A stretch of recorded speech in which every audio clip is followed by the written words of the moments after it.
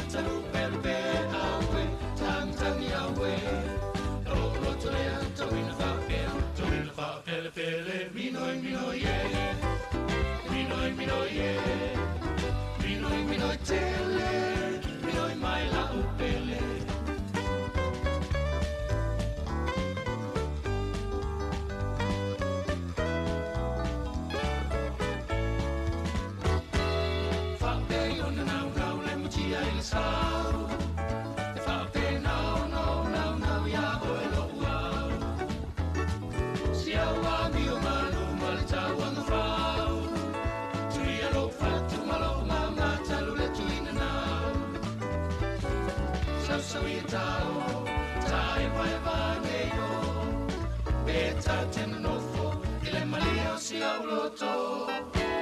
Ole taimile wati ne vaenga le tai au le os fulu lua minute te ine le itu lai se fulu ile tautua male unanga le si ufongo le atanu ule lua api. Ia, pe ona fa ailo vol taimi usola.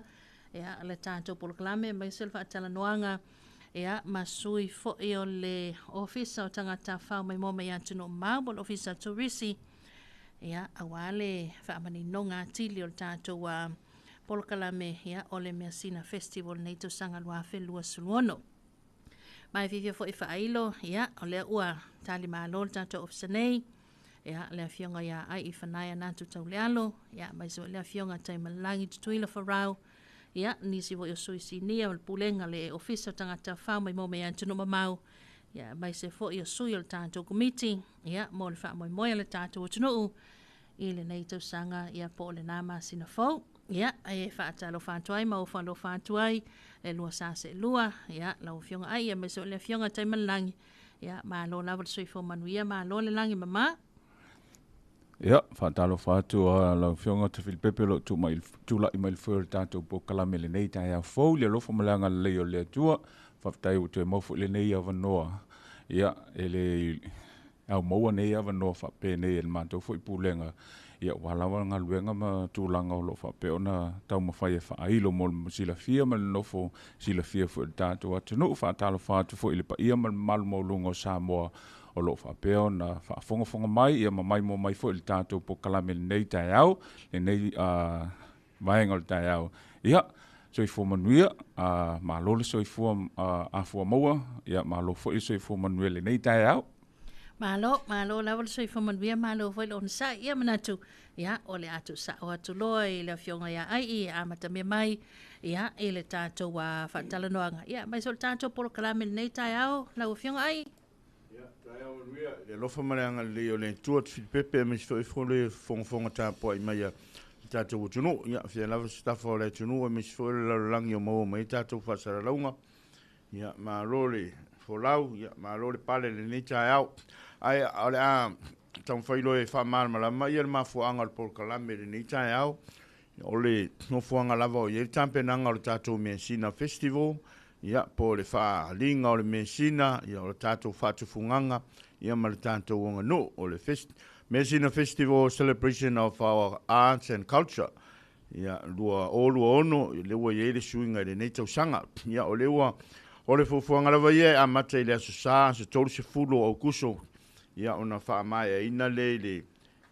aso wha o se tema i le aso whareile ia ai tau runga lo i le aso lima i le tai lia se nare leo o le atunu ia o tanto por kalami lava ia leo ia ia o leo tampu nia tanto restala ia o tanto whare einga ia o tanto tau wanga i o mauru olu o le pese whare nganu ia o le tanto string pan ia o tanto ia ai mese o tanto taronga Samoa tāronga fo i e Samoa, ia o leo a whaamutaina, ia o leo le a whaatino a tātou whontanga. Whaafonga mai fo ia tātou tunu o ewa restala mai tātou whaamui moere nei, ia o le sorele nei le na whaatino e tātou whontanga leo tātou whaafiafianga ia whaaleanga nu, ia le tātou mauru ulu, ia o tātou pese Samoa, ma tātou string band, o le sorele nei se furu tai au, ia ilunga le tātou official tangata whao mai moa, pe fon fai no atu ia pe fai o mo mai tanto fasalunga ia o le lanto sa onto lava i tanto telefone pe ona tusi mai il taimi o tato restala ia il tato fon tanga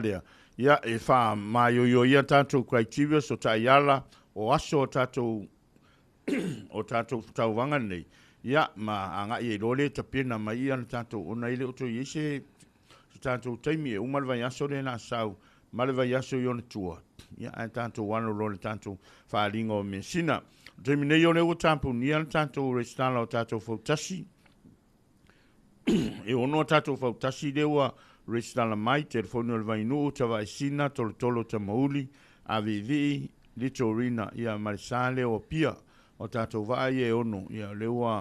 mauti noa, ia o vai e mo le tātou tuunga fautasi i le aso tofi, na aso tofi lea le aso tolu o se tema, ia i le afor se fulu le tae au. O tātou por kalamila vaia, e amata i le asal, tātou whainga lotu, i le whakasa ho le morino, ia on soa i lea, tātou wha evangelia, ia e ono, ia autalevou, ia misfoio e kānisia, le wanautongia, ia mo le tātou whaaringa le asa,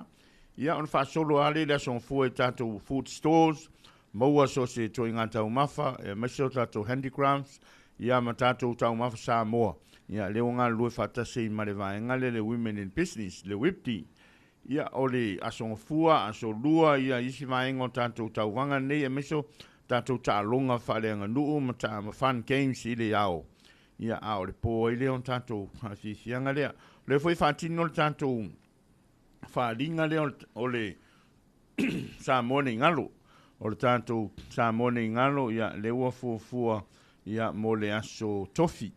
o le lima le asiafi, ia e amata le tātou sa mone ngalo, ia e wha onga mai sa vai le ape fōma le tātou sa mone ngalo, ia e ma e a, ia le whawhiwhianga le a onga, ia so atua ma le tātou variety show, ia le pōle o le stofi, ia wha ma e a le o le variety show, ia le pōle asfareile, ia peo tātou pōle kalame nā mo le si le fia le malo le tunu, o le taimi nei, o le ua a mata tātou kirikiti whasamoa, ia o tātou malai na o si le fia, o le tongo, vai lele, ia misa le malai tanunga manono, ia o tātou malai ia, au ieri fofuanga o le tātou, o le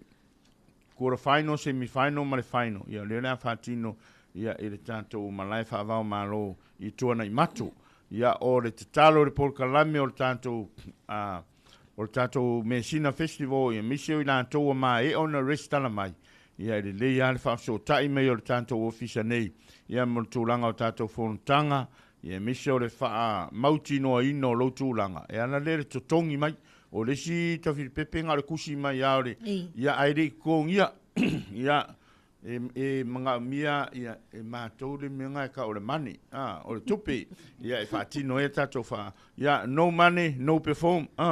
i le se tupe, ia i le whaifuonga ngā wai ia tō wharapo tonga o le autalevou, ia i le karanti ngā le tusi mai ia ai karanti o laua ma utinoa, ia o tatongi mai le tātou ofisa, ia tātou whaafianga nei, ia o nei, vaenga ia mo le ki la fia na tele ma malo le tātou tunu, ia e o leo le o toi umi staimi o le fō vaia, ia o leo a mata tātou taitainga a fautasi, ia e le tala whātai nei o pia, i la loalo i pia, ia o le whaidonga lea, ia o leo tāpena fō le tātou tunu, ia mo le tātou whaaringa, o mo le si la fia, ia o le whaaringa mua le, i le suinga o le ingoa, ia o le tātou Measina, ia a o le tūranga na o ia i le tātou whaamoimoe le netau sanga, ia ina ia tātou ngā lue whaatasi pea e whaalau i loa, whaamautu, ia tātou wanganu, ia ina ia awane i avesea, ia le mamalu maritāua, ia o le tātou lavanga nu whasa moa tātou titiwai, ia iso se tua le larangi, e tele ia le tātou maranga mai whafo, steimio sau nole o teimarangi, ia e whai asin tō tele, ia o tātou au whawhiawhia, ia mese o tātou au pipese maranga mai whafo, ia o se no tāua fo i maua e tātou tupe whaten malo, ia o tātou tāwale tutongi, ia mese fo ia o ilang kūro whātau alantou mea tau lima ma lantou tāu mawhare marketi, so se meone tunu, ia peo nei vaenga i a wā le mawhau ngā lena whaatino, ene nei whaaringa, e tau sanga o mawai whaingo le te wila, ia ole tau whainga le ongo o le kaimingi nga iei laso, ia le kaimingi sa low season, le tō telen tātou tūrisi wa, a ngai mai iei, ia a o lewa mau fōlea manon nei, ia e whakokele mai ma te dei fo i tātou se leni ia saa mai tātou tangata a se si mai ia peo nei vaenga ia te whipepe mori si la fia le malo le tunu ia le tātou le la tau whaila vai update le tātou tunu i vai aso uma ia toi ia mo le nofo si le fia ia au wale tātou wha moi moi ta tala le tātou Cultural Village whai le tātou tour le tātou show ia o la ier kako demonstration o le kako siapo o le langa ino le ietonga o le whalalili o le papalau whala ia ma isi vaenga uma ia whai on si da ia o le tā ino le tau wane ino mea tau lima ia o lo whaatino fo le tātou tau vanga le wane ino mea tau lima whaapewhia maua sau tā noa whaatau o le tūlanga le tō o le fue ia whaionga i sua koe lalo le tātou Cultural Village ia e whaatonu ai ia ma si le fie fo ia i nā tōro whaatino ina nei vaenga ia pe o nei au lea la sosong ia tu ia taimalangi ia inisi vaenga o le tātou Faatalanoaga o le tātou Measina Festival. Malo sau no e lau fionga ai ia manatua manino foi malama ia pe na tau mafaile fionga ai il tatu a Faatalanoaga ia a lela a fa manino atu nisio vaenga i totonu le tatu Measina Festival ia le fionga taimalangi fa malmon ia whaftai lava a te whilpepe pe on manino le saunanga a il nei tae au Faatalanoaga atua na o vai aso a mo sila fia atu a se isi vaenga. Fitu le aso le tātou Faatalanoaga lea a mata mai lava le sae o i le stona i le tau lunga i le ta ilia se tau sala mo nei fo i tau sanga lu olo fitu. Vaenga taua e ona sila fia le malo le tātou atinu. E ese mai a tātou tau vanga i e whaatino ina ia mawhaiona whaamamafa ia le silafia matina e pea ma ia whaawau le silafia e whanau ai mai se le tātou atunu le tūlanga tāua le tātou wanga nuu ma le tātou tū ma le anga nuu. A ia mawhai fo i ona whaafifina le atunu i tā leni. O le atia e lava i tonu le tātou atunu. Le ala ia ia pō ia whaatūlanga wai lua pō le tātou tau wanga le whaatino mo whaafifianga wha le anga nuu. Lua pō ua whaatūlanga mo a tātou variety show po a tātou whaafifianga whaali tā leni a alo ma whanau i Samoa ai le ngate lea ia o alo ma whanau o Samoa lo whapeo na mau ia tunu i whafo a wai peo na tā ua ai i le teimi wa sola te leni au talavo o te leni au siva fo i e ua lewa na tā pena mai e o mai a tātou Faatalanoaga nei ua ole vaenga tā ua lea peo na manino le saunuanga ai i e o mai e tele tato au siva fo ia mai fafo lewa ta pena la vela to la to ta penanga o pa sese o le au malanga e o mai nei o mai le fia ma fia wai i tato Faatalanoaga ia le la ufa ta ti ai tono tato Faatalanoaga le lua po o le variety show lua po mo tau vanga a wa a sa ola ufa le pe sa ia o le pole so lulu lava ia e whaatūlanga mo le pō muamuana o le preliminary round a le Miss Samoa. Le ala e te talai fo ila wa le whai luma le tātou mautal malo. Ia e te tala mo le atunu atoa e talo atua le tātou atunu. Ia o ani tā penanga le nei vai tau o iai ia mantua le vai aso ia ama ia whaata whawaina i a inga mātua ia wa o le free fo. Le ai ma se vaenga i e te tongi se ulu whaleanga i e tonu. O wa le fai umalawa i luma mautal malo i le afiafi. Mata mai le ono le afiafi. Ia, po le alawa le teime mai, ai po kalai me whaatulanga i no. Ia po ma le po. Ia, vaenga na i o le po le afiafi. Fo i le ua mana i ua uma le pisi o fe au mga luenga o le aso. Ia, nga i mai lole i mata ele whanau ia mai se tātou malo mai fafo. Le fo ua mai tauina le teimi nei le telo tātou tūlisi malanga mea tonu i fafo. O le vai tau lava le nei le ua tātou wanga ai e lou ai le whainu mera o tātou tūlisi tā whau mai mo mai fafo. Ai pe o le tā ua le nā o le tātou Faatalanoaga le nei ua whainga ino le Measina. Ina ia tele inisi tūlisi o mai e fie nei Samoa. O le si vaenga nā le tātou ngaluenga lava ia patino le official tūlisi. Whaini events i tono Samoa e mawhai ona whaatosina ia kulisi o mai e tā whau. E le ngata leo mai whalele fia wawa ai e tātou a mata anga ma le tātou anganu. Ia o mai e tā whau maanga i ai. Peo nei vaenga na o le fo i tā pena le tātou official teimi nei ana whaalawi lopo na campaigns fo i e o lo mātou ngā lue whapa anga i ma tātou whalitali malo. Whapea la o le te whaafonga mai i New Zealand, Australia, Amerika, po Saina, po Whelava le tunu. Ia, siasi lunga le upenga te whailanga le Samoa Tourism e te mau o mai whamatalanga o whaalawi loa ia o le ua tāpena i le tātou whainga paanga lea ma tātou whalitali mālo. Ina ia mawhai ona maua ia whalitali mālo pito sili ona maula lalo. Taungo fie i nei fo i vai tau. Ia ole nganga lava ia whaingo fie leo mai nei tupe fo ia whaalu i pāsese o atu i whalitali mālo lai taungo fie mai ona le whainga paanga nei po le tātou campaign lea. Ia mo mai e loi nei sa mo e fie tātou Measina Festival. Pe o tu langa na o tātou o nisi ni o vaenga o lo tam whai tātou ofisa temi nei o marketi e le tātou Measina. Ia awane i ngalo le tātou tunu o le wasuia a tole ingo le tātou festival o le Measina loa nga i e tātou.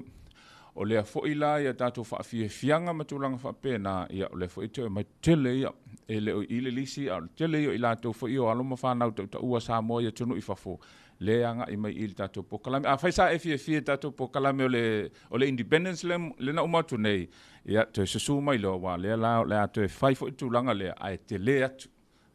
Te le atu vaenga nā o tātou whaafie fianga. Ia aso pō mai la susa e o le leila val pō le stonai. O whaia tātou po kalame mo nei tau sanga. Pe o se tūlanga lana e toi whamanino nisi o vaenga fo i o le tātou po kalame nei tau sanga. Ia e le leila wale whafonga mai pēr ma asiasi le penga te whailanga le Samoa Tourism. O le atu otu e fo i nisi o tātou update. Ia walawa tātou fontanga pēr na tā ue ai. Ia tā ua i le tau aua i mai a tātou fonotanga. Tā ua te lele vaenga o nei. O i le la update ai a tātou au talvau. E whai le screening mo a tātou au whawhiawhia. E ta tau lava o na whai le screening mo a tātou au whawhiawhia. A wai pe o na tā ua o le tūlanga sa i te wila e se le maulunga. Tātou te le te manana o la. E te eo anga i tua. Tātou te manana e o maitangata. They were expecting something higher. They have very high expectation o whawhiawhianga mal tūlanga o le tātou po kalamene. Ia, e mai se o le nta ue ai. Ia, o le tausanga mole nei o le suwinga o le tātou ingoa o le Measina mai te wila. E te tau fo i lao na sui ia makua makaukia lava. Ia o tangata ma le loto fia ma le malie. Ia mtoe whaatatale fo lea mo le ise tātou Measina tausang fau. Malo whaataisau noa e lau o fionga tai malangi manino foi. Ia lea foi vaenga o le tātou polkalame o lo ufofoina. Ia ai mai se ai. Ia o lea ua sau no manino le fionga tai malangi. Ia whaisi to telo i lātou e malanga mai atu no mamau. Ia lau fionga ai. Watulanga i whanotanga e tā ua. A whapea ele au ai mai. Ia i lātou o mai ana restala. O i whanotanga ia o le astu tu unga tātou komiti o le ai. Ia ore tutu unga e kaunga ave ese ma tātou wārono winga. O fontanga nei, ia e toi mati e whatino ino tātou tauwanga. Ia o le alale a whape lea wanoa mai prestene po ai, ia tauana i so lantou sui. Mai se fau o le vai aso fau e whatino ele fontanga mo le au whaifare ainga, le aso sfumare iwa le aso lulu. Ia le fau umana longo pui ali, e to te lo tātou e whatino, ia tātou whare ainga. Ia awai mai le tātou fontanga nei. O le si vaenga tā ua le tātou Measina Festival tausanga nei. Ia o le whaatino i male tātou tauwanga leo whamatango fieino nuu mawhioanga. O le tauwanga ai lea. Ia o manto foi o le uto e se e mai lalo le tātou pūringa neo tangata whamai moa. Ia le tauwanga leo whamatango fieino nuu mawhioanga. A le tuinga leo e finangalo i le malo. E whaatino na i tū malo. I tū malo pālota i e 5 fumatasi. Lona winga, ia, e le kaulanga whale tonu se fioanga. O nei whale au ngā ina atoa, le tinga ina o le tūmalo, o le whaingana o tongi o le asisinga nei, ia, e le tongi ina i le fioanga, e tongi whaantasi i le tūmalo atoa. Lona winga, ia, e mana o mia le, o le fuma e o na ave tātou ta iala, criteria, ia, e tangtanga ia i tūmalo i whono whaavai. Ia a o le vai aso fau, e anga i ere tātou ofisa i savai, a stofi mane as whaleile o le asisinga le i savai. Ia fo i mai loa a mata loa upolu o na upolu e whaisina te le, ia e anga i fo i manono taima po lima. Ia e meisio le atu whanga loa e whaisina whale tono o awala, ia a o leaua, ia i fofuanga o le vai aso atu i tua. Ia, a urumana i ere tātou Measina Festival, ia e anga i ere tātou asisinga i tūmua nei. O le naunau tainga, e tasi lavana tātou asisinga, ia tā pena fo i inu uma mafioaga o le vaia sofou le ua mae foʻi na faailoa i le taga luega o le ia sui o nuu ma sui tamaitaʻi ia ina ia latou no fouta foʻi ia uma e foʻi ona ave le vaega le vaia le tatou fono faavae ina ia ave e le polokalame le o asiasiga ina ia agaʻi atu le tatou komiti a le uma kuaʻiʻila mai matagofie tatou itumālō ia ona lau ai le otogi le aso le faamaea le tatou Measina festival fai e le laugatogi ia faailoa ai foʻi ia tatou itumālō ia o lea o le a lautogia ia mo le faamoemoe lenei o le naunautaʻiga lava o le tatalo ia matagofie beautiful Samoa aulelei Samoa matagofie ia ma Samoa e mamā tatou lapisi o lo lafoaʻi au tafo le auala e toe faamanatu atu le tatou atunuu ua fai lava si faigatā tele o le atunuu ona o le tele o tatou taavale ia o le tatalo ma le tuualalo o le tatou pulega nei tautuanā le lapisi kuʻulelei tono lau taavale o lou sa vaisi tagapepa toguno pasi ia o pasi isi vaega ia e faalapisi nei i vaivao foʻi ia seʻi tulou Samoa ma lau faafofoga e lē o lalai nisi ia o le tatalo tautuanā le tatou lapisi tatou o loo tafafauluga o taligalu o le mele ua i le aluaku i muliguu e kau lava i o i le kako beach road atoa ua kofu uma ma lapisi o le fofoaga lenai ai ia e lē koe vavamamau nei tatou lapisi ia ao le vaeaso teinei ia o kamilo me kusau kisavali mai i mulinuu i le taeao ia ao sau koe kiki asi i sagaka le lapisi alai fau ia mo meo o ipuino o McDonald's ma mea na ia ki lopo le mea e pe o fia faaliari me ia kakou ngā kau mawhara ko McDonald's ua leva ngā le ko i ngā mea ua kofu bo o umasa mo i kongo le McDonald's ia o le media a o e whaafonga mai o e renga a ia sia lofa e koe kiki asi i le lapisi ia ai ki ia i runga le tari ngalu o i puingu o anawa lapisi o le tatalo Samoa si a whai e le isau whaletani malo e le o iei fo isa wati na e so tai male ana manuia ni tangata wha mai mo ia o lo sao na wha matango fie au le wha lapisi ma au kaki ia mai kako kai whau ka aroa le tatou taulanga o le fo ila wa ia te leo tai whau ta aroa le taulanga ia o le tatou ngā luenga ia ma le tatou waa e whau whatasi matango fie ia ma au le leilo tatou tunu ia o nei vaenga ia o le uma ngai e au le leio o le kaulanga kele mea fau ia ngā whai ia o tatou ia o renovation o e meise foi kako rauna paule i mulinu ia ua au le leia waku i kai rungo le Sheraton ai paua leo le whaafika auri o le kakia i o la pisi rungo le karingalu e le whaanga tatou kalone la pisi ia pe o nai vaenga ia Filipepe mo le Silifia ia aoro kakala pere amango mo pau ma vaalo paula leo le o le kauvanga le ai whaisinga le leo pau ma vaalo o le vaiaso muri nei e misi doa longo winga e ave a koa le kuperanga e lo keit mo i va e dua lawa umanga nga le stala mai ia o le talo le Samoa ai nisi vaenga e fia marmala mai ia suma le tatou official pulenga tangata whao mai moa po le vidi mai ono tolu lima selau ia so tai mai e nisi vaenga o le tatou Measina festival ia e fia marmala ma tiri ai te tere atu Filipepe mo le amanoa ma uam tai malang ia la toi mo fusi si amanoa le aso ata e au ma le nei vai aso ma lo fa tai sa noa ia le fionga ia ai I whanaia natu tau le alo ia a mai se fo ila fionga ia tai malelangi tutuila farau ia sui fo I mai le tātou pulenga o le ofisa tangata whao mai moa mai atu no mamau ia e pei ona wā ili atu le porokalame ia ma le whailo fo ia le tātou ofisa ia mai se le tātou komiti alo nafa ma le tapena ina o le wha moe le tātou tunuu ia ile a matanga le whaiunga le nei Measina ia ma le nā Measina fau ia anga le fo ile li I le lua anga iatu ia mai se toi wha awa wina tiu te mawhaiva ia e pei ona iaile nei vaenga o le tae au. Tai malawati ia o le ua toe lua sul wha minuta le toe na tāle o le sulmantasi tātou se ima tātou wha fianga Samoa Matalasi.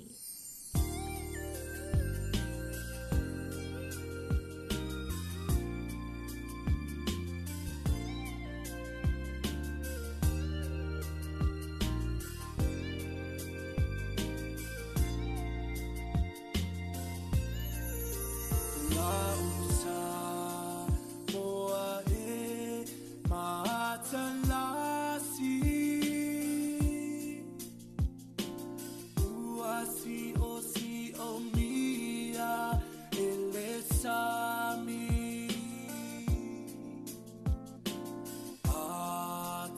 maunga